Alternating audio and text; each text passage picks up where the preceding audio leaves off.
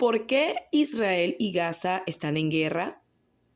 El pasado 7 de octubre comenzó una escalada de violencia con el lanzamiento de cohetes por Hamas contra Israel y con una operación sin precedentes de sus combatientes contra el sur de Israel.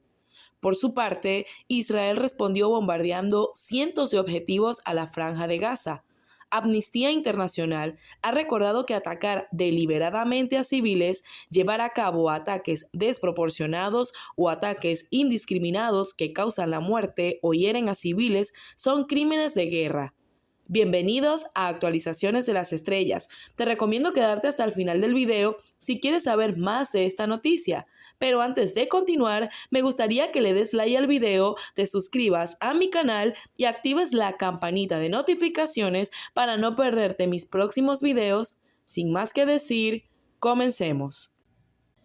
El caso de Israel encierra una triste paradoja. Por un lado, el Estado de Israel existe porque una resolución de Naciones Unidas le concede el derecho de existir. Es el primer Estado moderno creado de esta manera. Por el otro, el Estado de Israel no deja de vulnerar sistemáticamente todas y cada una de las resoluciones de esa misma organización que le dio la vida y que le reconoció la legitimidad de su existencia. Israel representa a un pueblo que sufrió en sus carnes unos crímenes atroces.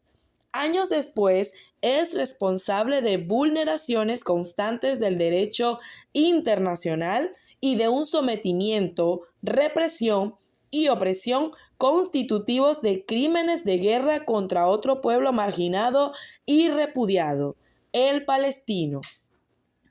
Pero, ¿por qué se produjo el bombardeo? Los 4 motivos de la guerra entre Israel y Palestina, desde la ausencia de una solución política hasta la competencia entre Hamas y la Autoridad Nacional Palestina, pasando por factores geopolíticos y la política de Israel en seguridad nacional.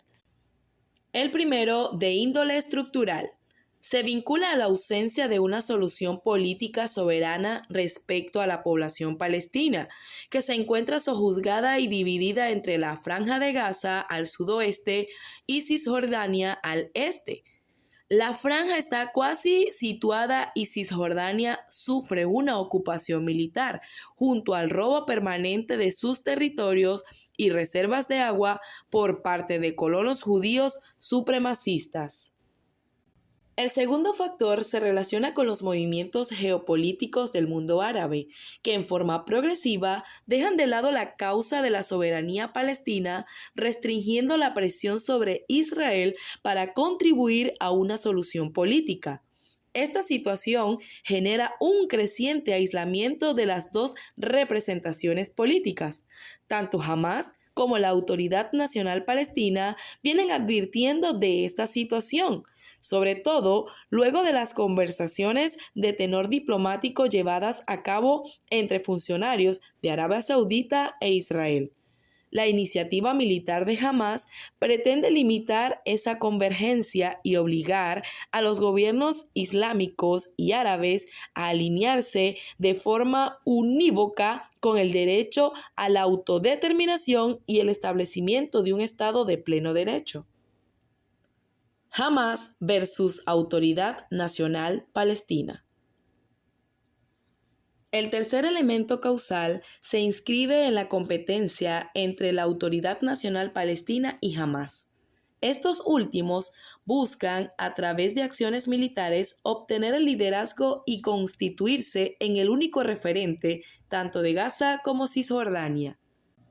Según los acuerdos de Oslo de 1993, Gaza se encuentra bajo la Autoridad Nacional Palestina, que se define como laica y progresista. Sin embargo, dicho territorio limítrofe con el Mediterráneo es controlado de facto por Hamas desde julio de 2007. Su líder es Ismail Haniyeh, quien expresa la convergencia entre política y religión heredada de la tradición de los hermanos musulmanes. Además de gobernar la franja, Hamas pretende con estas acciones persuadir a la mayoría de los palestinos que tienen residencia en Cisjordania de que su proyecto militar es el único viable. El cuarto antecedente está asociado en forma directa a la situación política de la actual coalición gubernamental israelí, liderada por Bibi Netanyahu. Dicha alianza agrupa Likud, partido del Premier, con dos partidos de ultraderecha supremacistas y otros minoritarios de cariz religiosa ortodoxa. Esa alianza logró alinear a fines de 2022 a 62 parlamentarios de un total de 120 para instalar el gobierno más reaccionario de la corta historia israelí. En su tercer periodo como primer ministro, después de haber ocupado el mismo cargo entre 1996 y 1992 y entre 2009 y 2021, Netanyahu buscó limitar las competencias de la Corte Suprema de Justicia mediante leyes que fueron aprobadas por su exigua mayoría. Esa ofensiva, orientada a viabilizar un control total de la institucionalidad, originó una serie de manifestaciones repetidas cada fin de semana, desde enero hasta la actualidad. Los cuestionamientos contra Netanyahu expresados en las movilizaciones buscaron impedir la imposición de legislaciones promovidas por la alianza de la derecha y la ultraderecha para limitar la autonomía de la justicia, restringir las libertades individuales y afianzar el modelo de apartheid propuesto por su coalición contra la población no judía. Israel cuenta con una población de casi 9,5 millones de habitantes, de los cuales una cuarta parte son musulmanes. Palestina, por su parte, cuenta con 5 millones de habitantes, de los cuales 2 millones viven en la franja. La situación bélica que sufren esos 15 millones de habitantes beneficia tanto a Netanyahu como a los sectores integristas islámicos. Ambos actores políticos tienen algo en común. Se niegan a cualquier solución política que permita el establecimiento de una Palestina soberana, conviviendo en paz junto a una Israel laica, multiétnica, ajena al supremacismo y a las políticas de apartheid que golpean prioritariamente a los árabes que viven dentro de sus fronteras y a aquellos que sobreviven en los territorios ocupados. En Israel, los analistas más lúcidos afirman que Bibi Netanyahu e Ismail Haniyeh son socios en la continuidad de la guerra. Se necesitan para que el status quo de la muerte siga su derrotero de sangre y tumbas. La situación en Gaza es grave y el riesgo de un conflicto terrestre a gran escala está aumentando significativamente, advirtió este domingo el enviado especial de China para la cuestión de Medio Oriente, según la emisora estatal CCTV. En una conferencia de prensa en El Cairo, Shai Jung dijo que los conflictos armados están permeando a lo largo de las fronteras israelí-libanesa e israelí-siria, y sus efectos colaterales se están expandiendo a nivel regional e internacional. Las perspectivas son preocupantes. Shai instó a la comunidad internacional a mantenerse alerta ante tales acontecimientos y a actuar de inmediato para evitar que la situación se convierta en un desastre humanitario grave.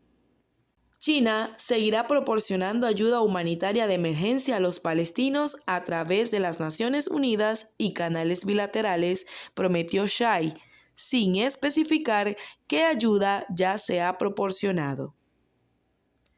Shai asistió a la cumbre de paz el sábado en El Cairo con el presidente de Egipto, Abdel Fattah el-Sisi, y otros líderes árabes para encontrar una hoja de ruta para poner fin a la tragedia humanitaria en Gaza. Shai se encuentra actualmente en Medio Oriente para promover conversaciones de paz e impulsar un alto al fuego. Shai visitó Qatar y Egipto y también visitará los Emiratos Árabes Unidos, Arabia Saudita, Jordania y otros países de la región. Antes de su viaje, Shai mantuvo conversaciones telefónicas con los jefes de los ministerios de Asuntos Exteriores del gobierno autónomo palestino, Israel, Egipto, Arabia Saudita, los Emiratos Árabes Unidos, Noruega y otros países, así como con los representantes especiales entre las Naciones Unidas y la Unión Europea, informó CCTV. Lo que sabemos hasta ahora. Hamas dijo que el jefe de su buró político, Ismael Haniyeh, recibió una llamada telefónica del ministro de Relaciones Exteriores de Irán, Hossein Amir Abdollahian, este domingo por la noche para discutir cómo utilizar todos los métodos para detener los ataques israelíes contra Gaza. El presidente Joe Biden hizo una serie de llamadas este domingo a los líderes mundiales sobre el conflicto en curso entre Israel y Hamás, mientras se avecina una inminente ofensiva terrestre de Gaza y los funcionarios estadounidenses buscan evitar que el conflicto se amplíe. Un alto funcionario de Israel afirmó a CNN que no habrá alto al fuego en Gaza, en medio de los esfuerzos de Estados Unidos y Qatar por liberar a más de 200 rehenes retenidos allí por Hamás. Por lo tanto, el fin de la impunidad de Israel solo pasa por una clara voluntad política de la comunidad internacional que implique la redención de cuentas y el fin de la cultura de la excepcionalidad. Se han pronunciado al respecto la Asamblea General, el Consejo de Derechos Humanos, el Alto Comisionado para los Derechos Humanos o el propio Secretario General, pero la comunidad internacional, que dispone de una serie de medidas para apremiar la redención de cuentas, no hacen valer lo que sus propias leyes, decisiones y obligaciones humanitarias vinculantes les apremian a hacer. Sin una intervención decisiva de la comunidad internacional, el status quo de la ocupación puede mantenerse indefinidamente como consecuencia de los grandes desequilibrios de poder. Es cierto que durante los últimos 2 años parece que el paradigma internacional va cambiando un poco, pero el proceso de reconocimiento internacional de los crímenes de Israel sigue siendo demasiado lento y continúa con más sombras que luces en un contexto que siempre favorece al país judío. Hasta aquí el video de hoy, dale like, suscríbete y activa la campanita de notificaciones para no perderte nuestros próximos contenidos. Déjanos saber lo que piensas en la cajita de comentarios. ¡Hasta la próxima!